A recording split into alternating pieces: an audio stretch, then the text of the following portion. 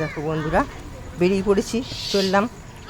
চলো ওইখানে ওই জন্য আরেকজনের বাড়িতে ওখানে দাঁড়াবো, দাঁড়িয়ে তারপরে সেখান থেকে কেউ তো সব কেউ তো সব কালো হয়, আর কালিগুলো কালো হয়। আর ওইখানটায় গিয়ে দাঁড়াবো, দাঁড়িয়ে দেখি মামি আসছে নাকি, তারপরে যাব।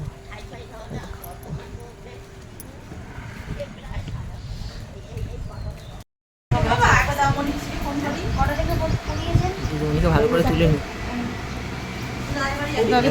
দিদিমণিকে ভালো করে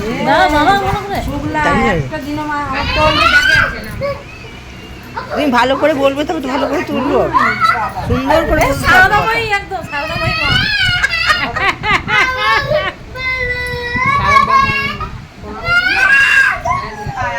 ঘন্টা দি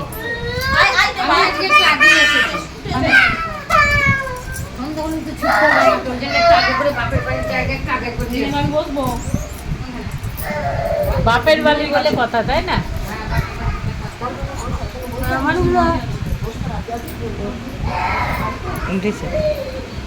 সবুজ চুরি ঢুকিয়ে ফেলেছিস তুই, মহাদেব নেমে আসবে।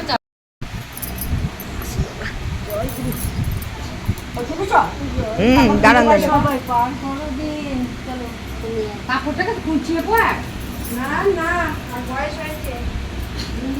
সব জায়গায় যাবে না রং করে পরে।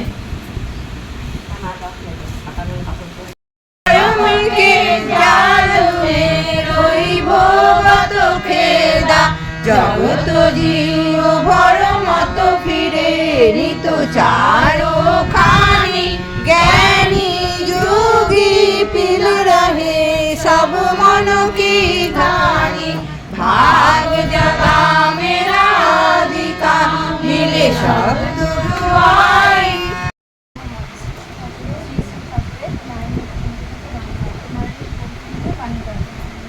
তুমি ভাবিতে পারো তোমার স্বামীর প্রতি বা সংসারের প্রতি যাহা যাহা কিছু করণীয় শুধু তোমারই, কিন্তু বুঝিও ভালো বাড়িতে হইলে ভালো করিতে হয়, তাহা তোমার বেলায়ও যেমন অন্যের বেলায়ও তেমনই। তুমি যদি অন্যের মঙ্গলে যাহা কিছু করণীয় পাওয়ার আশায় না রাখিয়া যতদূর সম্ভব উদ্বেগ শূন্যভাবে করিয়া যাইতে পারো, দেখিবে পাওয়ার জন্য তোমাকে আর আকুপাকু করিতে হইবে না। পাওয়া তো আসিবে তোমার মনে অন্তরিক্ষে, কেন যেন গাইয়া উঠিবে স্বস্তি স্বস্তি স্বস্তি, কে যেন গাইয়া উঠবে স্বস্তি স্বস্তি স্বস্তি।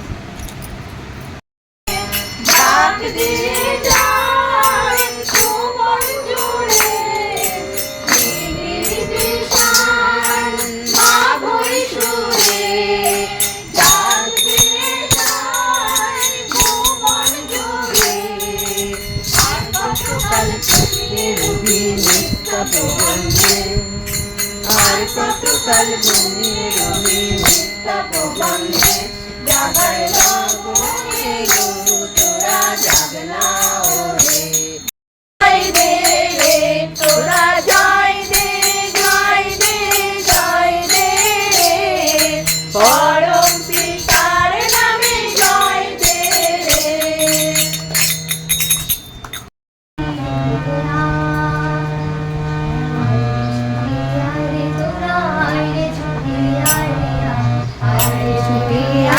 তোরা আয় ছুটে আয় আয় লক্ষ্মী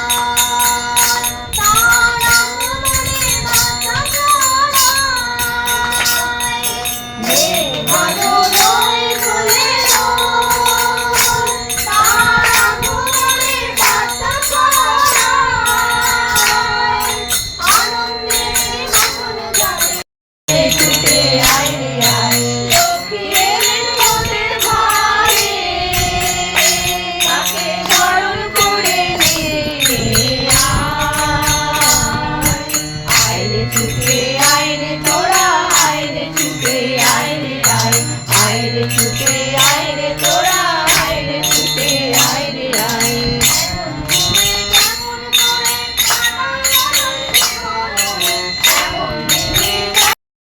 এক মা পূর্ব মেদিনীপুরে খুব ঠাকুর ভক্ত। উনি সব জায়গায় মাতৃসভা, সৎসঙ্গ সব কিছুর সঙ্গে ওই মা যেতেন, সংসারে কাজ করে। স্বামী অন্য জায়গায় কাজ করে। মায়ের একটিমাত্র ছেলে পূর্ব বর্ধমান মার্কেটে চাকরি করে। তো মা জীবনযাপন করেন, কাজকর্ম করেন, আর ওই ছুটে ছুটে ঠাকুরের নামে যায়। ওনার ঠাকুরের নাম ছাড়া মনে অস্বস্তি হয়। যেখানেই সৎসঙ্গ হয়, যেখানেই মাতৃসম্মেলন হয়, সেখানেই উনি ছুটে হয়। তিনি ঠাকুরকে এতটাই ভালোবাসেন যে সব কিছু কাজ ছেড়ে দিয়েও তিনি মাতৃসম্মেলন সৎসঙ্গে ঠাকুরের নামে পৌঁছায়। তো বিগত মায়ের হাতে একটা এরকম একটা আগের মতো ওঠে। তো ওই আগটা মা ছেলেকে বা স্বামীকে দেখায়। ছেলে অনেক পূর্ব মেদিনীপুরে অনেক ডাক্তারপত্র দেখিয়েছে, কিন্তু মায়ের জ্বালা যন্ত্রণা ব্যথা কিন্তু এটা যায় না। তো মা একদিন ঠিক করলেন বাড়িতে সৎসঙ্গ। মা সৎসঙ্গ দিলেন। বাইরে গ্রামে একটা পাশের গ্রামে এক ঋত্বিক দেবতাকে উনি ডেকে নিয়ে এসেছিলেন যে বাবা আমি আজকে সৎসঙ্গ দেবো, আপনি আমার বাড়ি যাবেন। তো আপনি আমার বাড়িতে 8 ঘন্টা আগে যাবেন, সৎসঙ্গ দেওয়ার 8 ঘন্টা আগে যাবেন। বলে কেন মা? না, আপনার সাথে আমার অনেক সুখ দুঃখের কথা আছে। আমি তো সুখ দুঃখের কথা সবার সাথে বলতে পারি না, আপনি তো ঋত্বিক দেবতা। তো উনি ওই ভদ্রলোক এসেছেন, ওনাকে চা জল সব দিয়েছেন, দিয়ে বসিয়েছেন। বসিয়ে এটা ওটা সেটা সংসারের কথা সব কথা বলেছেন। বলার পর বলছে তাহলে আমি আপনাকে একটা কথা বলি। বলছো বলো মা। বলছে আমার এই হাতের আপটা হয়েছে এরকম বড় হয়ে যাচ্ছে, দিনে দিনে জ্বালা যন্ত্রণা হয়, কিন্তু আমি দিকপাত করি না, কাজ করি, কিন্তু আমি কষ্ট করি, আমি ওটাকে গুরুত্ব কম দিই। আমি তো ঠিক আছে, একটা সাদা কাগজ নিয়ে এসো। একটা সাদা কাগজ নিয়ে এসেছে।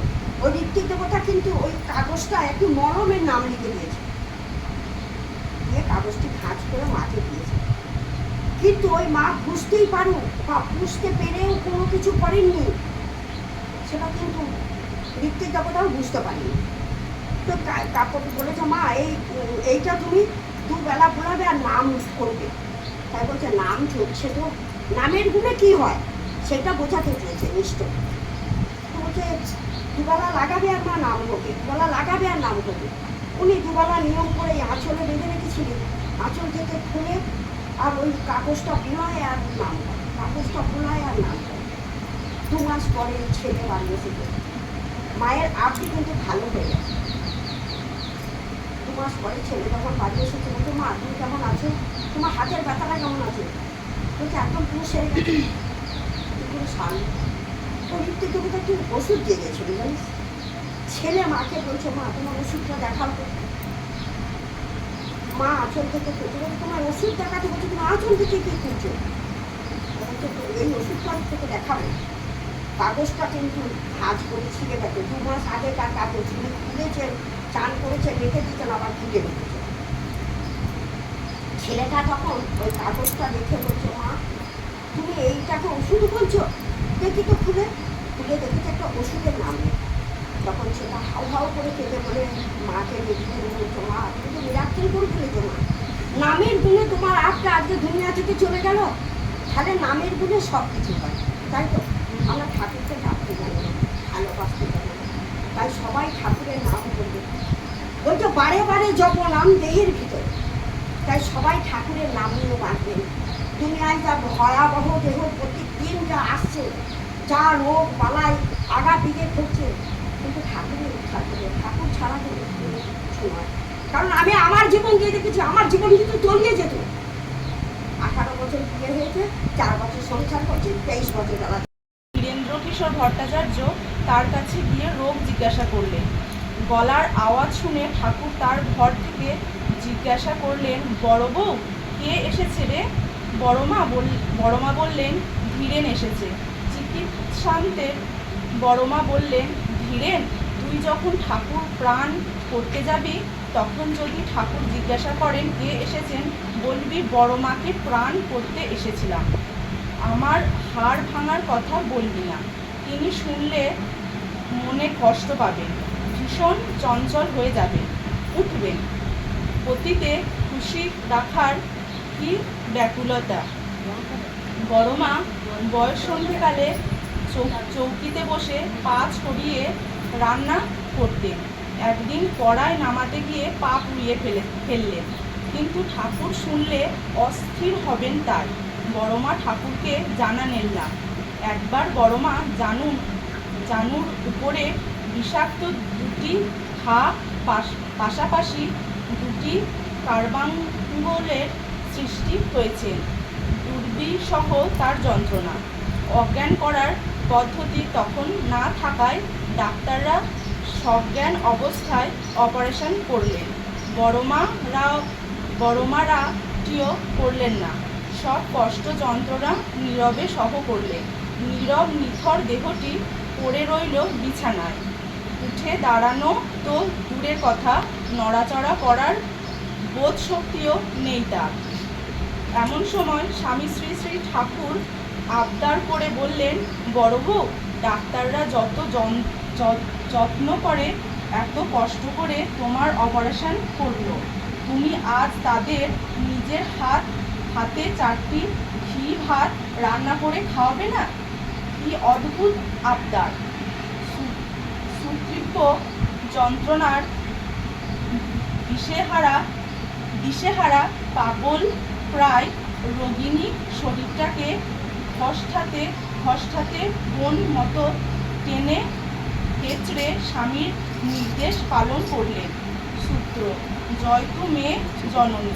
আমাদের আজকের দিনে স্ত্রী হলে বলতেন, দেখাচ্ছি জীবনে সেই মাতৃত্বের কথাই একটা ছোট্ট করে বলি। গতকাল বড় বৌরানীমা দেওঘরে মাতৃ সম্মেলন করছিলেন। আমি দেখছিলাম, আমি ছিলাম মাতৃ সম্মেলন দেশটাতে। তা মাতৃ সম্মেলনে তিনি বলছিলেন যে বড় মা তার মাতৃত্বটাকে কীভাবে ফুটিয়ে তুলেছেন সবসময় এই ঠাকুর পরিবারে। যখন বাংলাদেশ থেকে আমাদের দেওঘরে চলে আসে ঠাকুর পরিবার, তখন ঠাকুরের খুব অভাবের দিন যাচ্ছিল। মানে আশ্রমবাসীও খুব অভাব অনটনের মধ্যে যাচ্ছিল। একদিনই তো সব এত কিছু হয় না, সব কিছুই একটা সময় সাপেক্ষের ব্যাপার থাকে। তা বড় মা আশ্রমের ছোট ছোট বালকদের বা বালিকাদের দেখতেন যে এদের খাওয়াগুলো এদের পেটে এখনো ক্ষুধাটা থেকে গেছে। তা সেই ক্ষুধাটা নিবারণের জন্য ঠাকুর ভোগ হয়ে যাওয়ার পরে যে ঠাকুর ভোগের যে অংশটা থাকতো, সেইটা ঘরের কারুকে আর না দিয়ে বড় মা সেইটাকে মেখে দলা পাকিয়ে দিয়ে সেইটাকে আশ্রমের যত ছোট ছোট বালক বালিকারা ছিল তাদের হাতে দিত। তারা সেই একটা দলা পাকানো এই মনে হতো যে তারা কত পরম তৃপ্তিতে সেই প্রসাদটা গ্রহণ করছে। তার মানে তার মাতৃত্বটা কোন জায়গায় গেছে তিনি কিন্তু সব দিকে খেয়াল রাখতেন যে আমি ঠিক কী করছি, আমি ঠিক কোথায় আছি বা আমাকে কি করতে হবে। একজন মা হিসাবে আমাদেরও প্রত্যেকটা মায়েরই এরকম হয়তো বড় মায়ের মতন দৃষ্টি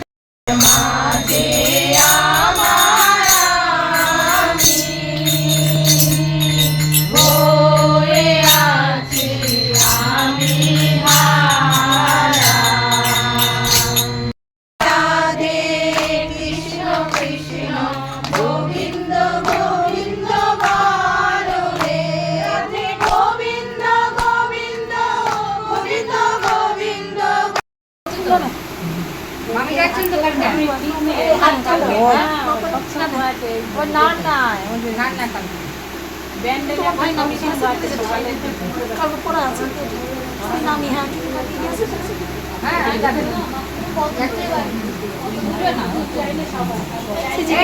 যাচ্ছিস তো থেকে আবার এই বাড়িতে প্রার্থনা করতে আসা হয়েছে। ওই বাড়ি থেকে আরেকটা বাড়িতে এসে প্রার্থনা করতে আসা হয়েছে।